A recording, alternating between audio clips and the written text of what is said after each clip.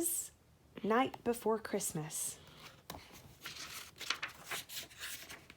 'Twas the night before Christmas, and all through the yard the engines were restless, and sleeping was hard.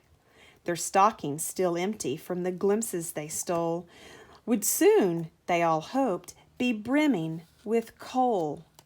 Do you want coal in your stocking? No. No, that's what they want, though. Huh. Percy was dreaming.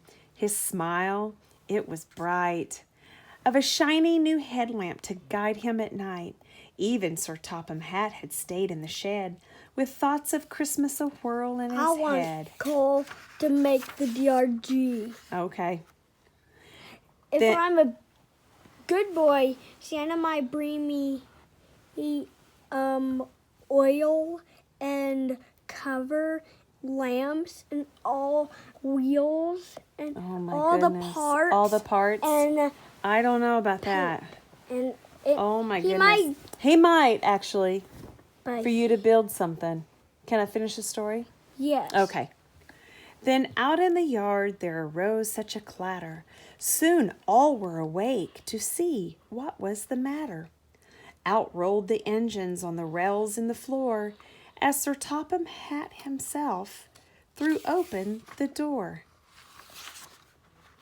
The moon, shining bright on the new fallen snow, made night seem like day to the engines below.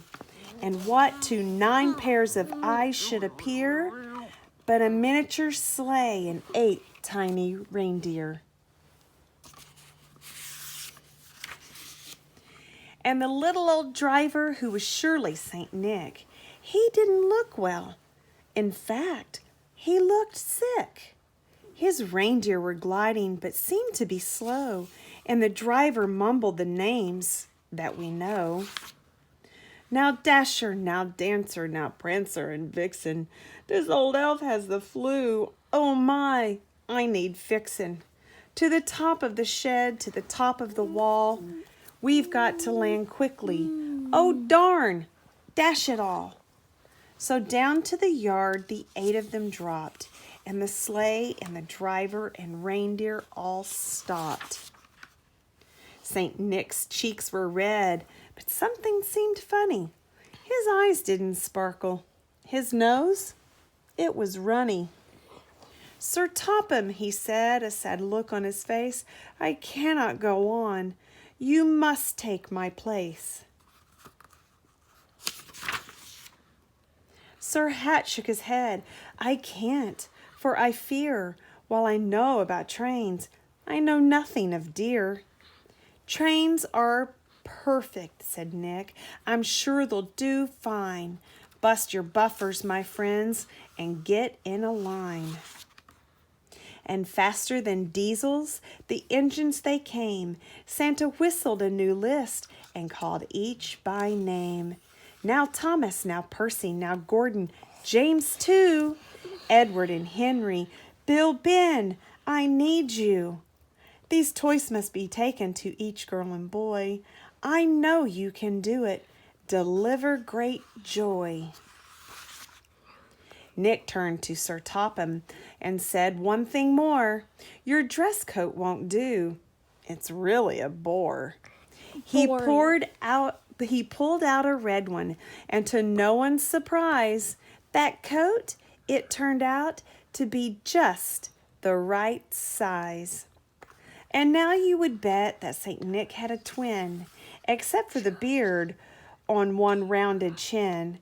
And while Nick wore a cap trimmed with fur on his head, Sir Topham Hatt's top hat had holly instead. See the holly?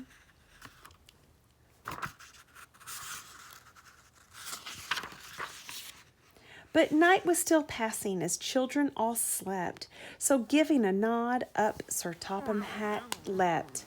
As the engines gained speed, seeming almost to fly, from his seat in the sleigh, Sir Hatt gave a loud cry.